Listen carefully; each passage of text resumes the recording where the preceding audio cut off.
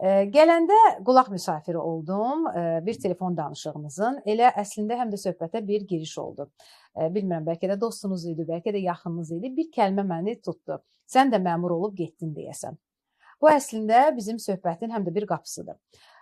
Nədir bu məmurla vətəndaş arasında ki, sən də məmur olub getdin deyəsən, bir yaxşılıq et? Hər şeydən əvvəl hansı vəzifədə olursan ol, mütləq mənada məmurlaşma tendensiyasını seçməməlisən.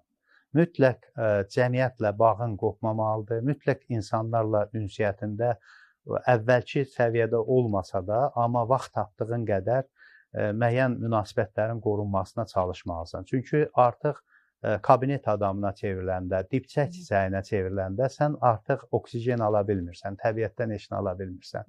Və ona görə də təbii ki, dövlətə qulluq eləməlisən, vətəndaşların xidmətində durmalısan, insanları qəbul eləməlisən, yaxud da qərarlar qəbul eləməlisən. Amma həyatın digər üzü var. Əgər sənin həyatının digər üzündə idman yoxdursa, sənin həyatının digər üzündə sevgi yoxdursa, insanlarla münasibət yoxdursa, ailə həyatı yoxdursa, övladlarının qayğısı, övladlarına bir xoş söz demək, onunla gəzintiyə çıxmaq, onunla hansısa bir şəkildə şənlənmək deyə bir anlayışın yoxdursa, sən artıq həyatın ən maraqlı bir dövrünü itirmiş olursan və məmurlaşma əslində bu kontekstdə söylənir.